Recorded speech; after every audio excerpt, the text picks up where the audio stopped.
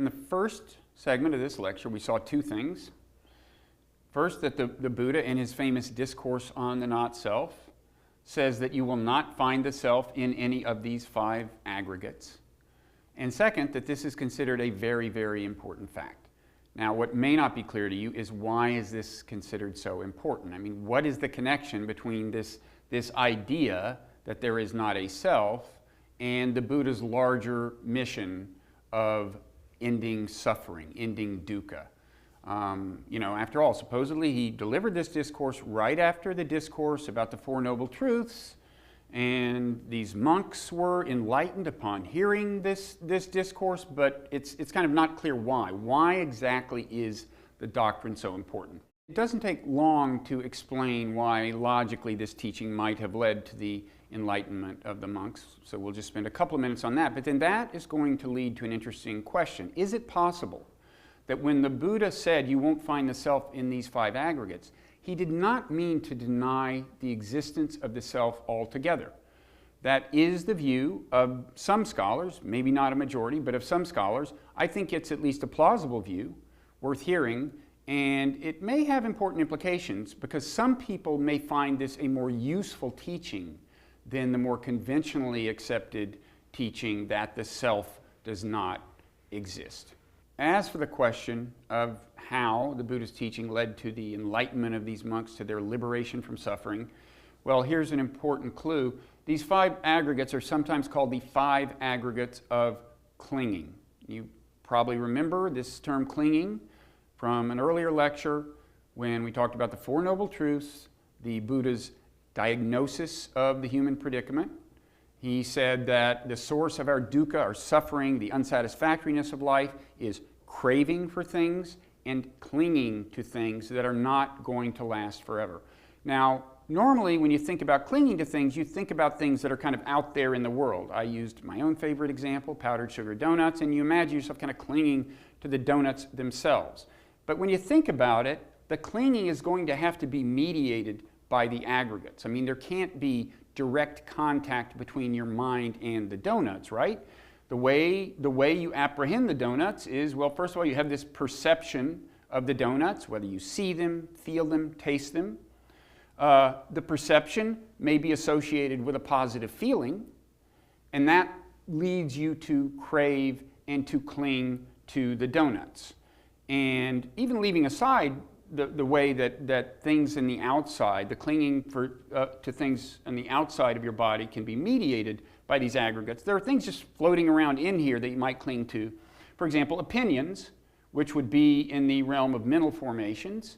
You know, if you cling to them, you'll wind up arguing with people needlessly. You may get sad when people reject your opinions and so on. That's a form of attachment, of clinging.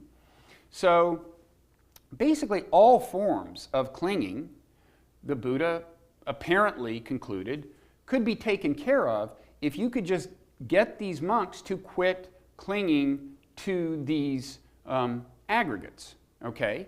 And the way he accomplishes this is there's a kind of refrain in this sermon. He goes from aggregate to aggregate and says that, you know, in conclusion, this is not mine, this I am not, this is not myself. He says that kind of three-part refrain about all of the aggregates. And apparently the idea is that once the monks realize these things are not part of themselves, then they will let go of them. Now, I'm not sure it would happen so automatically in my case. If you convince me that in some sense myself isn't in these things, I don't imagine my desire for donuts just vanishing miraculously, but that is said to have happened. To put a slightly finer point on the logic of this, what the Buddha says, he explains to the monks, look, a disciple who gets the picture, upon seeing that this is not mine, this I am not, this is not myself, will become disenchanted with each of these five aggregates. And upon being disenchanted, he will become dispassionate. And upon losing the passion, upon becoming dispassionate, he will be released. He will be liberated. That's what the Buddha says. He will be liberated. Now, this leads to a question and possibly a paradox. The Buddha says that you let go of all this stuff and you will be liberated. Okay, but where are you once you're liberated on this map? I mean, didn't we say that according to Buddhist teaching, these 5 aggregates constitute everything about a person and everything about a person's experience? So I don't quite understand, how this person steps away from all this and remains intact in theory, right? It sounds to me suspiciously like there actually is a self, and the self is being liberated. In any event, it's kind of hard to reconcile this with the basic Buddhist teaching that these 5 aggregates constitute everything there can be about a person or a person's experience. The idea that you let go of them entirely and you're still around and you're liberated. It's not obvious to me how that works. Now, of course, there are ways of resolving paradoxes. Paradoxes arise in various religions or philosophical systems, and thinkers come along who purport to resolve them. You can do that here. Thinkers have thought about this. I think, we will get into this later, but I think a particularly auspicious possibility is to think about the possibility that maybe consciousness is what's liberated. There are other Buddhist teachings where that kind of seems to be the idea, but the fact is that in that one sermon, he talks about clinging to consciousness and then letting go of the clinging. So it seems like there's something that winds up outside of the system. Well, there's an alternative to trying to actually resolve the paradox. We can just ask the question of, is it possible that the interpretation of this discourse has been wrong all along? Maybe he did not mean to assert that there is no such thing as a self at all. I mean, after all, in the sermon, he never says flat out, there is no self, no such self exists. And you might reply, well, okay, he doesn't say that, but we know that in Buddhist thought, these 5 aggregates constitute everything there is. So when he goes through and says no self here, here, here, here, he's saying self can't exist. But the fact is, he never says in the sermon, these 5 aggregates constitute everything about a person and the person's experience. Now, both of these things certainly did become Buddhist teaching, that these are exhaustive categories and that the self does not exist. There's no doubt about that. But as for the question of what was meant by this first sermon, there is the real possibility that the idea was not to deny the existence of self. Okay, well, what was the idea? Well, one possibility is that he just looked, he looked at these monks, at the trouble they were having, kind of dealing with things, and he found they were all entangled with these feelings and mental formations. They were attached to their body, and he thought, well, maybe if I put it to them this way, these are not part of the self. Maybe that will be a constructive way to think about it, It's not that he's asserting a metaphysical doctrine. He just says, maybe I should tell them, you don't have to own this stuff. And in a way, when you look at the way he phrases it, that's kind of plausible. I mean, he keeps saying, this is not mine, this I am not, this is not myself. That's a very kind of pragmatically useful way to put it, I don't have to own this, I don't have to identify with this. So that is a real possibility, that this was more of an instrumental doctrine, a pragmatic doctrine, than an assertion of metaphysical truth. Now, I don't have a firm conviction one way or the other as to what was meant in this discourse. I would have to go through reams of Buddhist teaching to arrive at some sort of confident opinion. However, I do know someone who has gone through reams of Buddhist teaching. We've already met him in an earlier lecture, Bhikkhu Bodhi, who has translated reams of Buddhist teaching, including this particular sermon. And this question of how we should take this doctrine of not self came up in a conversation I had with him, and what he says is really interesting and on point here. And I would not say that the teaching of non-self means that there is no self or that we don't have a self.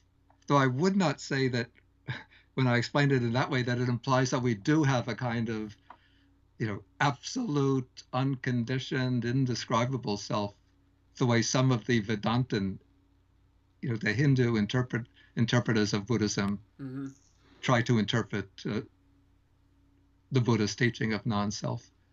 What I would say is that the Buddha uses different modes of discourse depending on the context. And so when he's speaking within what I would call a contemplative context, within the context of insight contemplation, or within the context of the aspiration for liberation, then he takes it that the primary obstacle to the attainment of liberation is the grasping or clinging to the mental and physical components of our being as a self. Or the primary obstacle, we could say, is the view of self that arises in regard to the mental and material constituents of our being, or to the clinging to the notion that I am, that there's some kind of true substantial core at the center of our being. And so in order to debilitate and to eliminate that clinging to the view of self and to the notion of a substantial I, the Buddha teaches not that there is no self, but that all of the objects of clinging are not self. And the objects of clinging are what he sums up in what are called the 5 aggregates, or the 5 constituents: bodily form, feeling, perception, mental functions or volitional activities, and consciousness. So within that framework, that liberative framework, or that framework of contemplative insight, the Buddha teaches that one should contemplate all the constituents of being as not mine, not I, not myself. But in other contexts, what I would call the context of ethical action, or the context of karma and its fruit, the Buddha teaches, again, not that there is a self, but he will use the language of selfhood, saying that, for example, one is responsible for oneself. Now, reinforcing Bhikkhu Bodhi's view of this is the fact that there is a discourse in the teachings in which the Buddha says that it is unwise to hold as a true and established view either that the self exists for me or that the self does not exist for me. And another thing that may lend some strength to this view is the contention of some scholars that the teachings generally taken as earliest do not include the flat-out assertion that no self exists. And one of the scholars who has made this argument is named Peter Harvey, and he wrote a book called Selfless Minds. It's about this whole early Buddhist conception of the self. And he framed this whole issue in a really interesting way. Here's what he wrote. A philosophical denial is just a view, a theory, which may be agreed with or not. It does not get one actually to examine all the things that one really does identify with, consciously or unconsciously, as self or I. This examination, in a calm meditative context, is what the not-self teaching aims at. It is not so much a thing to be thought about as to be done. So, in a way, we're back to Ajahn Chah, who insisted that we shouldn't try to intellectualize about this no-self thing, because basically he was saying, quit talking about it and just sit down and do it. And I've got to say that in some ways, I like the conception of the teaching that we're talking about here more user-friendly than the teaching as it's conventionally interpreted as being this kind of doctrinaire thing. I think it's in some ways useful, and for some people will be useful, to think of the Buddhist teaching as just a way of framing the issue productively, as kind of instrumental and pragmatic. And here's why I think that. If you look at the liberation of these monks that happens in the course of the discourse on the not-self, it's not necessarily a very appealing sight, I think, for many of us. Because remember, the Buddha says they should become disenchanted from every aspect of the mind and experience. And, that word disenchanted is sometimes translated as estranged from. One translation has it as revulsed by. So in any event, we seem to be talking about a pretty thorough alienation from everything here. And I don't know many people who would look forward to that. And this is a reminder, by the way, that in these discourses, the Buddha is typically talking to monks. They often begin with his greeting the bhikkhus, which means monks. And, that's a very special audience. Remember, in those days, these monks were people who had left society in search of truth and liberation. They were willing to undergo very harsh austerities in search of truth and liberation. In fact, so harsh that the Buddha presented the Eightfold Path, which, as we've seen, is pretty arduous, as a moderate thing, as a middle way that isn't as demanding as what these monks were used to. Well, for an audience like that, they want full-out liberation, and so, an extreme teaching makes sense.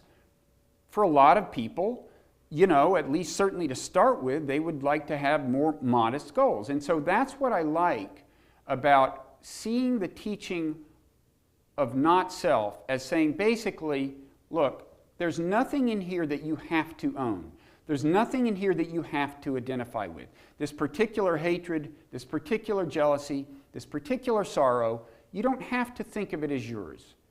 And in fact, Buddhism offers a technique, which we've discussed, mindfulness meditation, that may help you, in a certain sense, weaken the connection of these things. In a certain sense, even disown them, at least to the extent of not letting them get the kind of traction they used to get and control your thoughts and your subsequent behavior. Now, at the same time, anybody is, of course, is free to go as far as they will, all the way to the sort of liberation that the monks sought. But this interpretation of the teaching leaves room for anybody. It's just you don't have to own anything here. And if you want to own nothing, good luck. Now, it is still the case, even if this interpretation of that sermon is right, there is no denying that the idea of not self, in the sense that the self does not exist, did become part of Buddhist teaching. And it did include this emphasis on the concept of control that we saw in the teaching. In other words, the self as this controller, as this CEO, is thought to not exist. So Buddhaghosa, who is one of the very most important Buddhist thinkers, who lived centuries after the Buddha, said, deeds exist, but no doer is found. And this idea of deeds without a doer has become part of the idea that the self doesn't exist. Things happen, you do stuff, but there's no CEO in there. Meditators often report, those meditators who get so far into the practice that this all makes sense to them, they talk about thoughts without a thinker. They see they see their thoughts, but they become convinced that they're in some sense not the thing that generated the thoughts. And they also, by the way, these meditators often put a lot of emphasis on the other theme we saw in the Buddha's discourse, impermanence. They while meditating, are quite taken by the fluidity of things, and this feeds into their idea that there's no substantial core there. A lot of these meditators who say they have experientially apprehended the idea of not self say it's been very important, made them happier, maybe better people. In some cases, they say it's been absolutely transformative. We're going to be hearing from some of these people, hearing what the experience is like, the experience of not self, and the sense in which it has made a difference. But I want to be in position to assess the validity of their apprehension. In other words, I want to ask not just has it been a useful experience for them, but does it comport with what science is telling us about the structure of the mind? So before we hear from them, we're going to turn to the question of what modern psychology has to say about the self, and we're going to do that in the next segment of this lecture, and we're going to find that actually there's more support for these meditative apprehensions than you might imagine.